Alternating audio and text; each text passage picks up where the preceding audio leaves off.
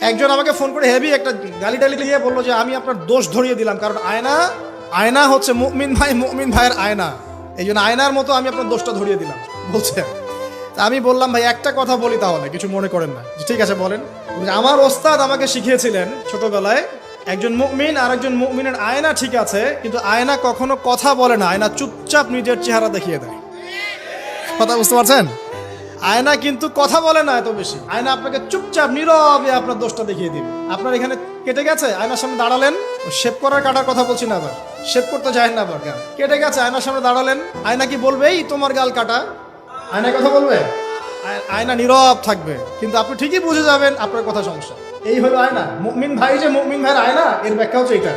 ওই যে অল্প বিদ্যা থাকলে এরকমই হয় মানুষের।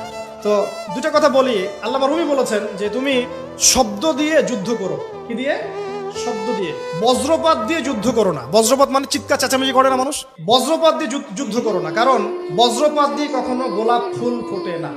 তিনি বলছেন তোমরা গাছের মতো হয়ে যাও, পাতাগুলোকে ঝরে পড়তে দাও, চুপচাপ গাছের মতো দাঁড়িয়ে থাকতেন, এত লম্ফজম্ফ না, নিজের দোষগুলোকে আস্তে আস্তে আপনি ঝরিয়ে ফেলে দেন। তিনি বলছেন একটু উঁচু লেভেলের কথাগুলো আর কি। তিনি বলছেন যে ইসলামিক ফিলোসফার ছিলেন তিনি একজন। তিনি বলছেন যে তুমি অন্যকে আলো দিতে চাও, তাহলে তোমার নিজেকে আগে পুড়ে ছাই হতে হবে। কারণ কি? কারণ মোমবাতি যখন অন্য কাউকে আলো দেয়, তার আগে নিজে সে পুড়ে ক্ষয় হয়ে যায়।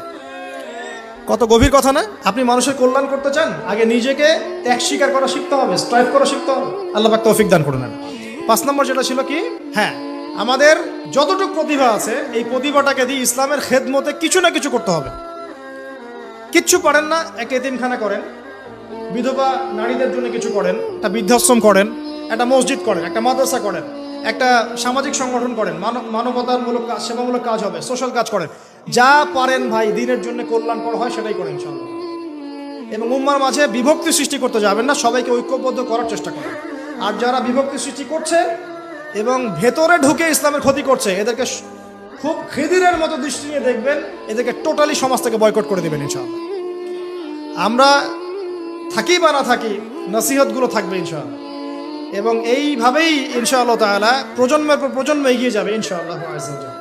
আল্লাহ রাব্বুল আলামিন আমাদের সবাইকে জ্ঞান অর্জন করার তৌফিক দান করুন। খিদিরের মতো আলাইহিস সালাম দূরদৃষ্টি সম্পন্ন মানুষ হওয়ার তৌফিক দান করুন। আল্লাহ পাক আমাদেরকে জগৎ সম্পর্কে সচেতন থাকার তৌফিক দান করুন। আল্লাহ পাক আমাদের সবাইকে আদর্শ পরিবার করে দিন। বেশি বেশি নেক আমল করার তৌফিক দান করুন। নবীর সুন্নত বাস্তবায়ন করার তৌফিক দান করুন। আমাদের ছেলে মেয়েদেরকে আল্লাহ পাক মুসলিমের মতো মুসলিম রূপে মানুষ করার তৌফিক দান করুন। আমাদের ভেতর বাইরের সমস্ত শত্রু থেকে আল্লাহ পাক উম্মাকে পবিত্র করুন। আল্লাহ রাব্বুল আলামিন আমাদের সবাইকে ঐক্যবদ্ধ হওয়ার তৌফিক দান করুন।